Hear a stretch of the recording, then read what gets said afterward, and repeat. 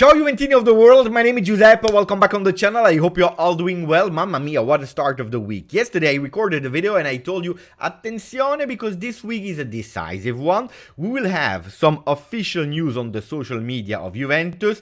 It could be a really important one because we, Juventini, are expecting some answers. I was really thinking that this answer would arrive towards Thursday, latest Friday. Well, we were all fooled because they arrived yesterday evening. On Monday, with Gianluca Di Marzio speaking about a contract extension of one more year of Adrien Rabiot. We already spoke about him, but yesterday I saw a picture, and probably this is the surprising news. Not that much that Rabiot is extended, even if I was absolutely not expecting it.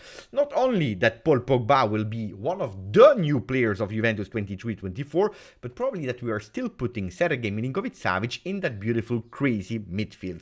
Is that midfield possible next season? Can they play together? I will try to speak about that in today's video, but also about the words of Gravina, president of Federazione Italiana Gioco Calcio, that yesterday made me smile, but also in the same moment made me cry, because I was a bit sad reading these words. Probably Gravina should start to subscribe to the channel here and listen to what I'm saying and repeating since so many years.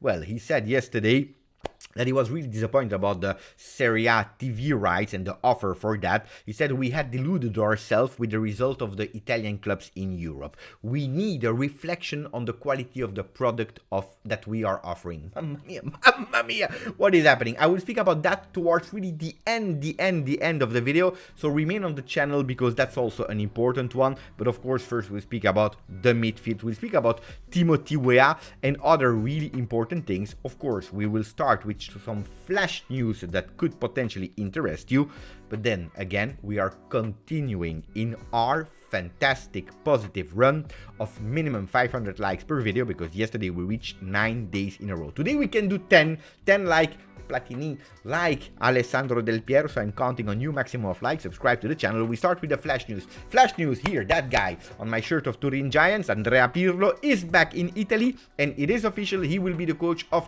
Sampdoria next year. So I wish, of course, the best of luck to Andrea Il Maestro Pirlo. Hopefully he can do really well, better than his journey at the Turkish club. I will watch. I'm really curious about his football. And then this morning was the day of Thuram, not the father that played at Juventus, but his son, Marcus Thuram, that is in Milano, ready to do the medical test with Inter. He's about to sign there. I heard about 6.5 million euro yearly, which is a lot of money. But anyway, the funny thing about that flash news is that he maybe was a bit confused because he went in total black and white outfit, and maybe he wanted to honor the father. I don't know. Anyway, that's not my problem. Corriere dello Sport made me laugh yesterday, but you can't even imagine how much they made me laugh with actually the title, L'Inter ha I soldi. Inter has the money. What are they speaking about? The fact that they are about to sell Brozovic and gaining 23 million for that. Onana could go to Manchester United and they are asking for 60 million euro, so they have the money to do mercato. Attenzione, the richest club of Italy apparently, according to Corriere, because they are saying Inter has the money. And then you are reading what they are writing in small. They are saying they are selling Brozovic 23, Onana they want 60, that's a total of 83 million. The offer for Fratesi is 24 million cash, with Mulattieri to decrease a bit the price tag that Carnevale is asking for Sassuolo. Ragazzi, if there is one thing that I can tell you about Inter is they have no money. They have no money. They can sell whoever they want. Probably they will sign 1-2 players, but they have no money. If you really have the money, you go and you pay 35 million euro cash to Sassuolo for Fratesi. Anyway, this is not our problem. Now we speak about Juventus with Marcus Thuram. No. I have to get used to it, because between Thuram that was playing at Juve and Weah that was playing at Milan, I'm a bit confused. But anyway, we are speaking about new generation. Timothy Weah, yesterday evening, out of nowhere, black screen with a sand clock. What was he speaking about? We all knew what he was speaking about, but we had to wait this morning for some confirmation. And who is giving us that confirmation? Weston McKennie, Juve player at the moment, because his loan to Leeds is over. He's not yet in La Continassa, he will probably not stay, but also USA player like Timothy Weah, they are really great friends, and he posted on Instagram story the story of Fabrizio Romano, whether here we go If we are saying Expelliarmus for Weston McKennie, that is a big fan of Harry Potter, this morning he did Expelliarmus, that he was spoiling actually what Weah will decide, and he will decide to join Juventus for 12 million from Juventus to Lille. So actually Juventus was quite serious on not increasing too much that offer. The request of Lille, 12 million plus a bit of bonus. Long-term deal in place as Weah is ready for a new chapter in Italy. Weah will be in Italy this week in order to do his medical test. Apparently they are speaking about Thursday. So here we fly. We are opening the season probably tomorrow on Wednesday from, I don't know where it is, I believe in USA. Following the plane, coming to Torino, and then doing that beautiful turn to actually land in Caselle. Attenzione, I'm happy with the Weah. Of course, it's a player that we need to discover. We already made a lot of video about him. So if you want to know a bit more where he's playing and so on, referring to the other videos I made last week.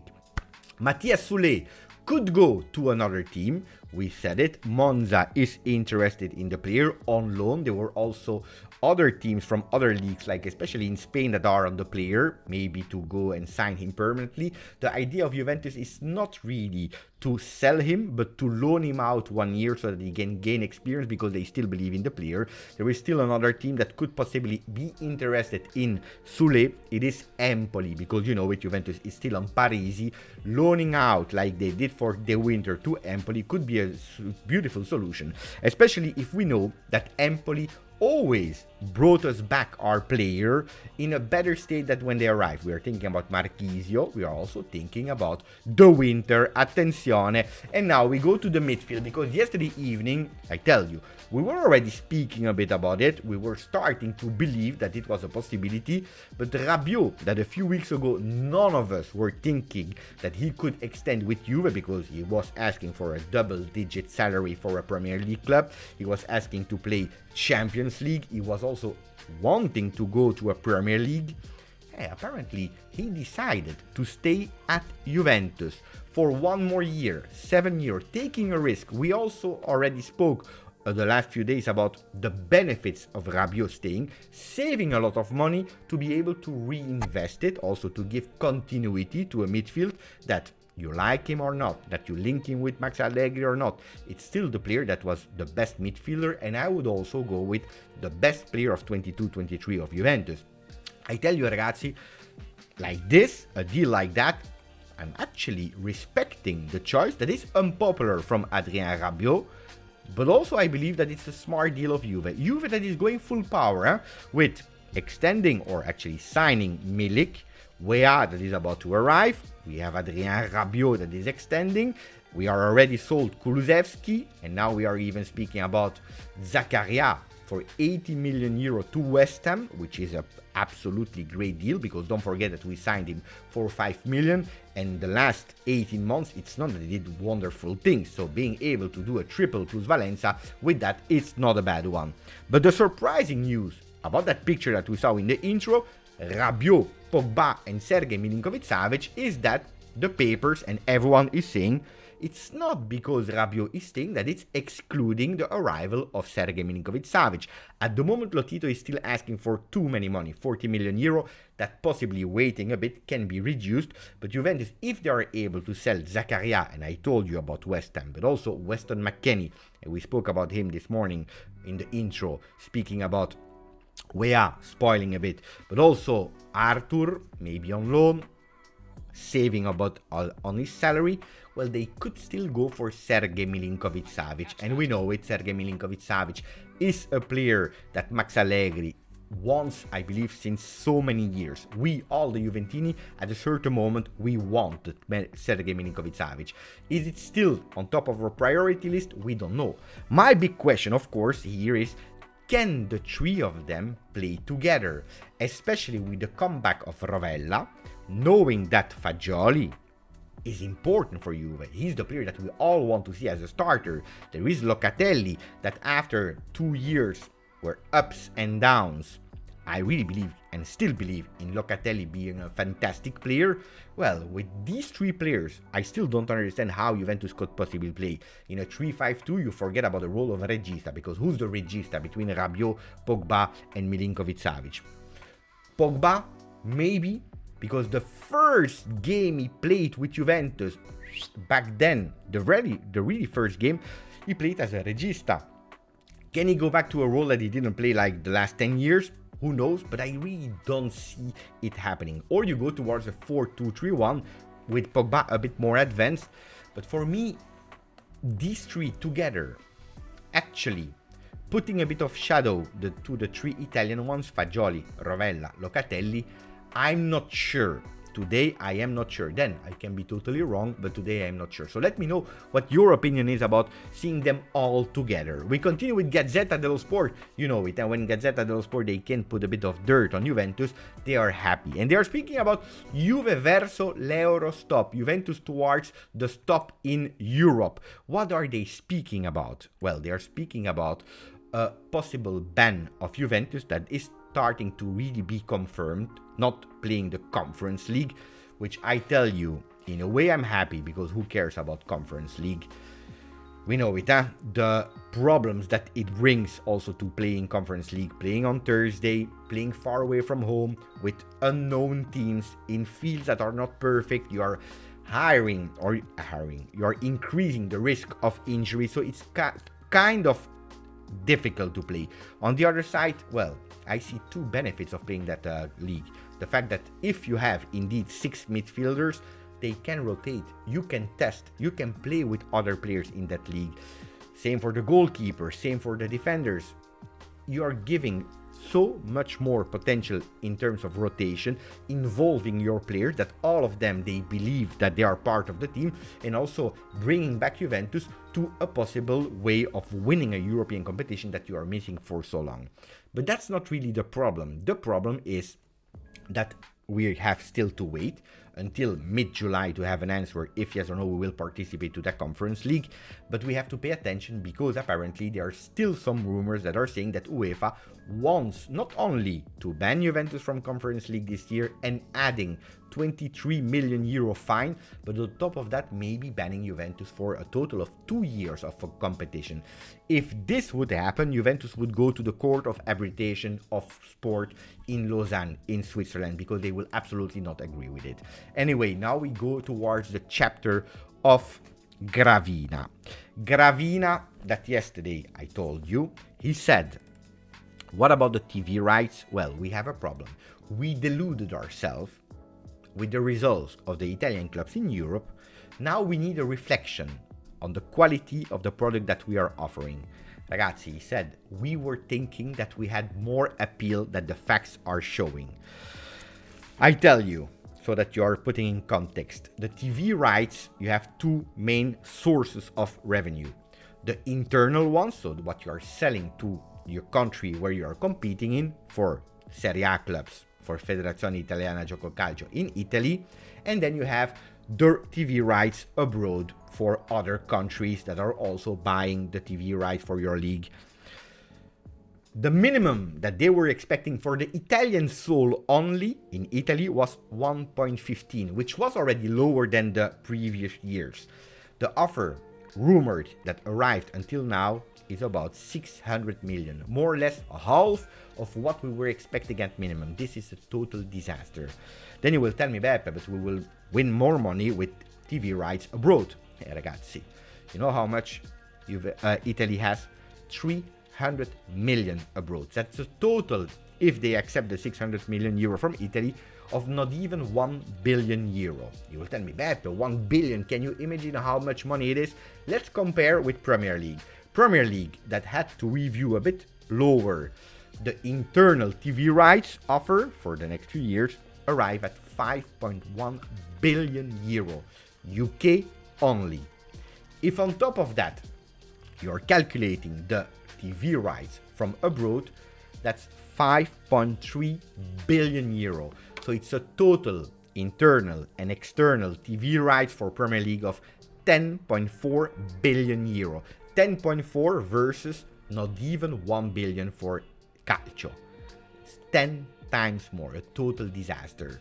But our friend Gravina, he was a bit sad in understanding that news, because he said, you know, I'm a bit deluded. I was expecting that Italy with the appeal would be bigger.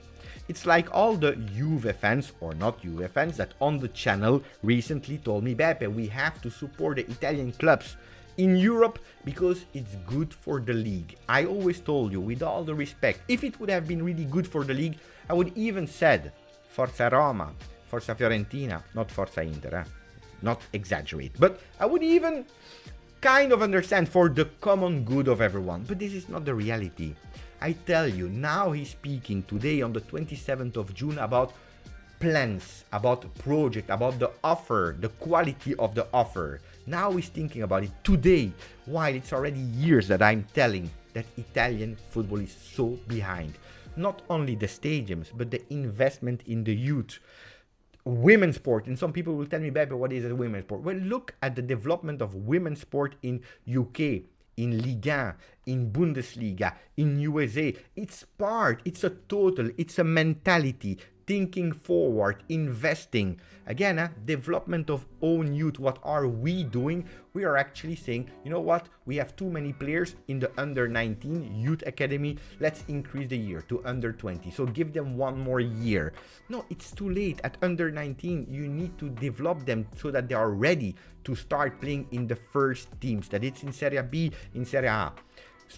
So many things that they tried to block when we had some president that wanted to open new stadiums, even in Roma, even Inter, Milan. They wanted to start building their own stadium. Everything in Italy, in terms of administration and so on, is blocking everything. We are doing nothing. And the only proposal of Gravina until now, from a few months ago, was we will be candidate to participate with an offer to organize Euro 32.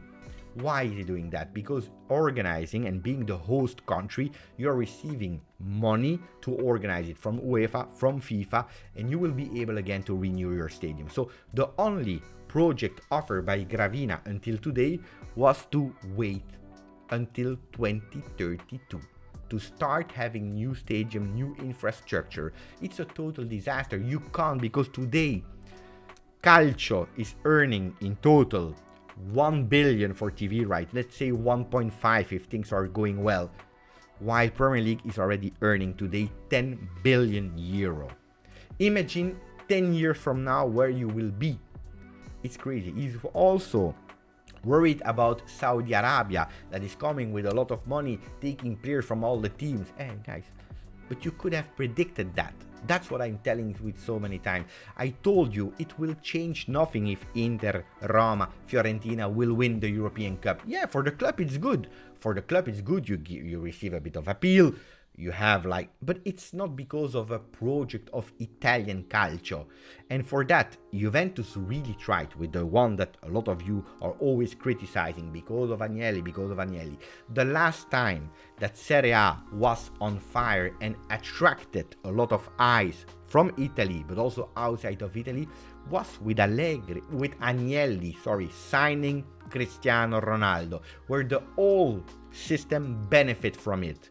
And what is the thank you from Federazione Italiana Gioco Calcio with all the other teams is again continuing to blame Juventus, again continuing to try to make Juventus collapse, to give them minus 15 during 3 months, giving them back the minus 15, taking away 10 points, then €1 million fine, not participating to the Champions League from next year. A total disaster, like it happened in 2006. And this is always a cycle. Juventus, the only one that is trying to propose new things with women team, with under 23, the second team next gen, with so many plans, with an hotel, with their own stadium, with everything. But no, we prefer to spend money as Federazione Italiana Gioco Calcio in investigations, in audio, so that we can listen what Juventus is saying in their own offices and so on, instead of taking that money and really investing in football, in Italian football. I'm really sad, especially because without Juventus, Italian football is nothing. Juve, ti guardano tutti. Juventus, everyone is watching you. And if you are looking at actually the stats in Italy, well, you clearly see that Juventus is the team that is the most followed. If you're looking at the last 9 years, Juventus has 100 million more views on television than every other single club in Italy. Without Juventus, guys, it is a disaster. And that's why I always told you, if I'm fearing that they will put Juventus in second division, I don't. Because for their own interest, it's better to have the only team that is really still offering appeal abroad and internally for Italian football. The only thing that I know is that they will try to make sure that we are not able to compete anymore, hitting us, staying in A, but still hitting us. And that's why I'm telling you, look, I'm not surprised that Juventus is not participating to the Cups next year, but I'm not surprised that we are still in Serie A. Now Juventus, with Allegri, with Rabiot, with all the other players, with the Giuntoli that could arrive at the end of the week, with Manna, with Ferrero, with Scanavino, with us supporters, we have to do one thing: sticking together, believing in something. Because if today we are in the medieval period of Calcio, well, what is arriving after the medieval period? La Renaissance, rebirth. And we have to think about the rebirth. If Federazione Italiana Gioco Calcio can't offer us a rebirth, we have to do it ourselves. That was it for me. Too long the video again. I will try to edit it fast because this afternoon I have something important to do. Grazie, forza, Juve.